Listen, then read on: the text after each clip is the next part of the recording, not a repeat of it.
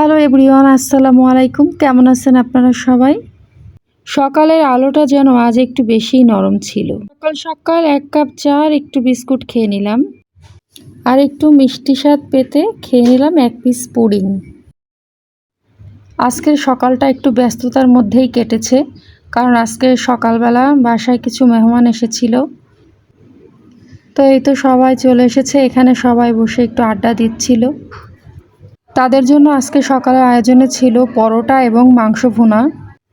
এই ছোট্ট ছোট্ট মুহূর্তগুলোই আমাদের জীবনের সবচেয়ে সুন্দর স্মৃতি হয়ে থাকে। এই দিনটার কথা মনে থাকবে, যেমনটা মনে থেকে যায় 1 কাপ চায়ের গন্ধ, হাসি মুখ আর একসাথে কাটানোর সময়। তো এই তো আমি পরোটাগুলো ভেজে নিচ্ছি, গরম গরম পরিবেশন করার জন্য এখন ভেজে নেব। তো এখানে সালমান ভাই সবাইকে সার্ভ করে দিচ্ছে, সে আবার এই কাজটা খুব ভালো পারে। সবাই মিলে একসাথে খাওয়ার আনন্দটাই আলাদা।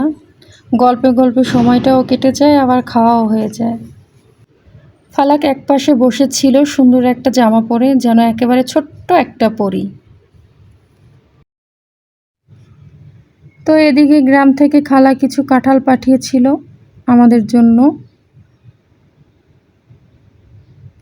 কাঁঠালগুলো খেতে অনেক মজা। তো অনেকগুলো কাঁঠাল পাঠিয়েছে, একা একা নেওয়া যাচ্ছিল না, এখানে দুজন ধরা লাগছে। তো আর কিছু আম পাঠিয়েছিল ফালাকের জন্য, ফরমালিন ছাড়া আম। তো এই যে কাঁঠালগুলো, অবশ্যই কাঁঠাল আমি একা খাবো না, সবাইকে দিয়েই খাবো। তো এই যে আমগুলো অনেক মিষ্টি ছিল।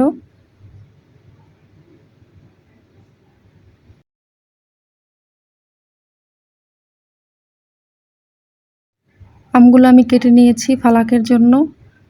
তো এই যে ফালাক আম খাবে, ছোট্ট ফালাক কি মিষ্টি করে খাচ্ছে, মাশাআল্লাহ। সবাই ভালো থাকবেন, আল্লাহ হাফিজ।